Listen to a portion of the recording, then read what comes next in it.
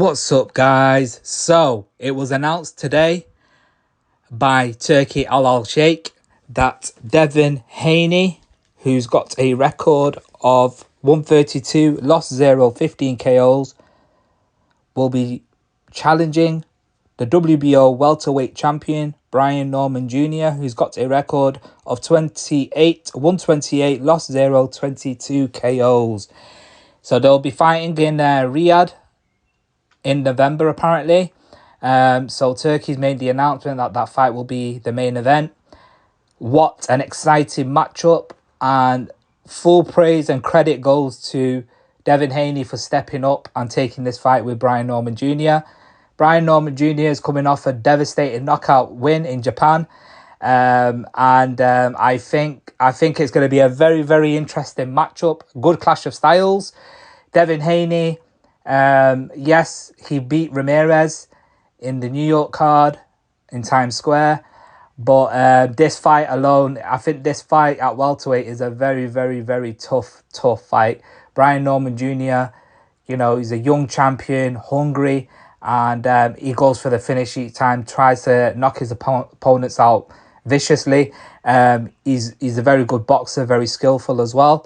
And I think it's going to be an interesting matchup. Devin Haney has got tremendous boxing skills. There's no disputing that.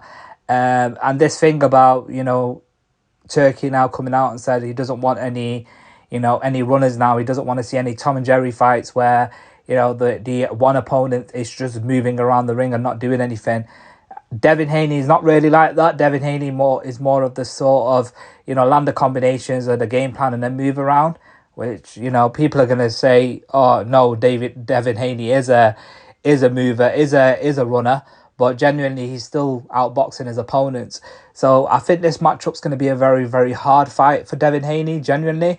But also, it's also a factor. I'll take this into consideration as well, that when a boxer is fearful and a boxer is more of the, worried about what's coming back, they tend to box to an absolute perfection of a game plan. Example being, when many years ago, when Danny Garcia fought the absolutely dangerous Lucas Matissa, Danny Garcia was obviously fearful of Lucas Matissa's power, as all his opponents he was knocking out. He went in there with Danny Garcia, and Danny Garcia boxed to an absolute game plan and did a masterclass that night. So this is my point, that when a boxer is fearful, and it's that twitch mechanisms come through, and one of them, those fast twitch fibers kick in, and for that reason, I feel that the boxer can actually utilize a very good game plan, and keep it on the outside and move around. Now, someone like Devin Haney, who's got tremendous boxing IQ, and there's no disputing that. I feel that it's going to be a very, very interesting matchup, and it's a possibly Devin Haney could shock the world and beat Brian Norman Jr.